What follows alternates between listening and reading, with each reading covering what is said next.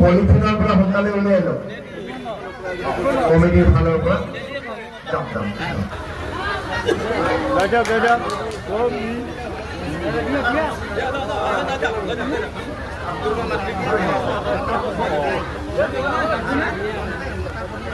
নমস্কাৰ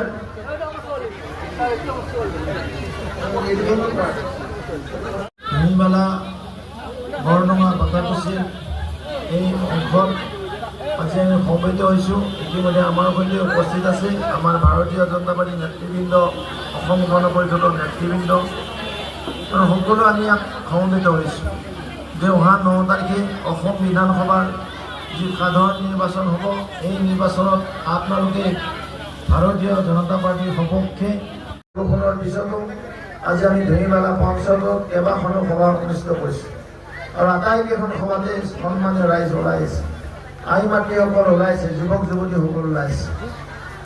শ্ৰদ্ধাৰ ৰাইজ, মই সন্মান দিয়া হৈছে।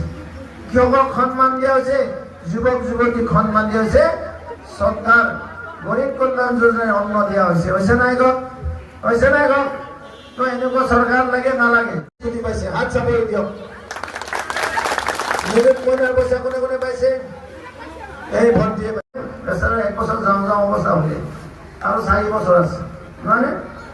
আকৌ মই আপোনালোকৰ ভোট নিদিয়াকৈ বিধায়ক, মোৰ নচিবখন ইমান ডাঙৰ, ধুনীবালাৰ মই MLA হৈ গ'লো, হ'ল নাই গক? হয় নহয়? এতিয়া বিজেপি নহ'ল, এতিয়া আগতে কিছুমান মানুহ মই চিনি পাওঁ, এতিয়া সকলোকে চিনি পোৱা হ'লো। বুজি পালে বাৰু? এতিয়া বিজেপিক দিব, ভৱেশ কলিতাক দিব, হয়নে? হয়নে নহয়? তো মই আহিব লাগিব নালাগে?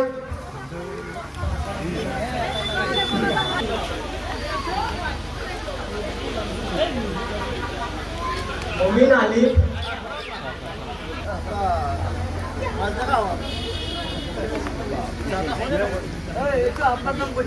সফেজান আলী, ইমতিজুর রহমান, ওহেদ আলী, শাহেদ আলী, মইনুর আলী,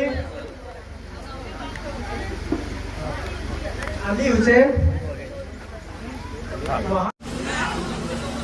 মহবুবুর রহমান,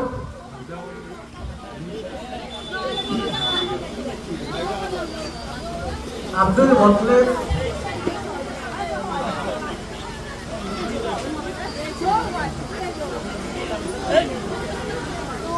মমিন আলী,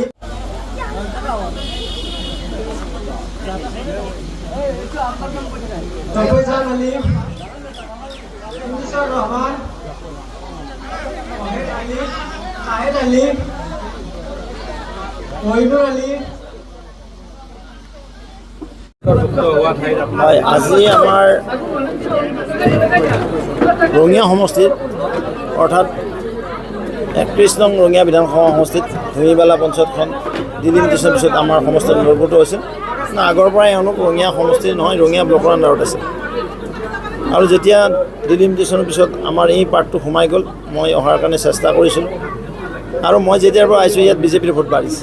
আৰু এইবেলি আজি যি নিৰ্বাচনৰ প্ৰচাৰ সভা, মই ইয়াত আজি 3খনকৈ সভা কৰিছোঁ, আটাইকেইখনতে সন্মানীয় ৰাইজ ওলাই আহিছে, যুৱক যুৱতীসকল আছে, আই মাতৃসকল আছে, জ্যেষ্ঠসকল ওলাই আহিছে আৰু এই উমান দিছে, ইয়াৰ পৰা প্ৰমাণিত হৈছে যে তেওঁলোকে 9 তাৰিখে আমাক ভোট দিব, আশীৰ্বাদ দিব। কাৰণ ধুনীবালাত কৰিব লগা কাম যথেষ্ট আছে, ইয়াত কাম হোৱা নাই। কাৰণ এওঁলোকে সদায় কংগ্ৰেছকে ভোট দি আছে, তেওঁলোকে নিজে স্বীকাৰ কৰিছে আৰু তেওঁলোকে কৈছে আমি কংগ্ৰেছৰ হাতোৰাত মিছা কথাৰ গাড়ীত বন্দী হৈ নাথাকোঁ, আমি বিজেপিৰ লগত আছোঁ, উন্নয়নৰ লগত আছোঁ। আৰু ময়ো কথা দিছোঁ এওঁলোকৰ যিখিনি কাম কৰিব লগা আছে এই কামখিনি আমি কৰি দিব লাগিব মানৱীয়তাৰ দৃষ্টিভংগীৰে।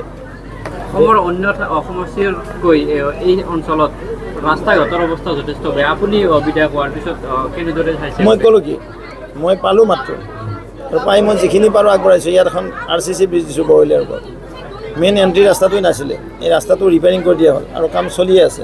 আৰু যিখিনি চাবে হৈ আছে, ইলেকশ্যনৰ পিছত যিটো টকা পইচা পাম, নিশ্চয় এইখিনি কাম নদন বদন হ'ব। এইখিনি অঞ্চল সংখ্যালঘু নহয়, অসমীয়া মুছলমান। সমাদৰ কেনেকুৱা ইয়াত খুবেই ভাল, তেওঁলোকে বুজি পোৱা নাছিল আগতে, তেওঁলোকৰ এই ভোটটো কংগ্ৰেছৰ ট্ৰেডিশ্যনেল ভোট আছিল। মই খোলা বুলি কৈছোঁ, এতিয়া যুৱ প্ৰজন্মই বুজি পাইছে, শিক্ষিত হৈছে, বিনামূলীয়াকৈ ইয়াতো চাকৰি পাইছে, বিনামূলীয়া চাউল যেনেকৈ পাইছে, পইচা নিদিয়াকৈ চাকৰি পাইছে। তেওঁ কংগ্ৰেছে তেওঁলোক ঠগি আছিল, আৰু সেই কথা তেওঁলোকে মৰ্মে উপলব্ধি কৰে আৰু সেই উপলব্ধি আধাৰত তেওঁলোকে 9 তাৰিখে ভাৰতীয় জনতা পাৰ্টিৰ সপক্ষে ভোটদান কৰিব। দীৰ্ঘদিন ধৰি এই অঞ্চলৰ ভোটাৰখিনিয়ে কংগ্ৰেছৰ প্ৰলোভন হয়, একদম ট্ৰেডিশ্যনেল। তেওঁলোকে কংগ্ৰেছৰ প্ৰলোভনৰ পৰা এতিয়া মুক্তি ল'ব বিচাৰিছে আৰু সেইকাৰণে প্ৰচুৰ বৰষুণকো নেওচি তেওঁলোকে ওলাই আহিছে যে এইবেলি আমি ভাৰতীয় জনতা পাৰ্টিৰ সপক্ষে আছোঁ, আমি উন্নয়নৰ সপক্ষে আছোঁ। সেই কথাটো প্ৰতিজন নাগৰিকে ইয়াত কৈছে আমাক।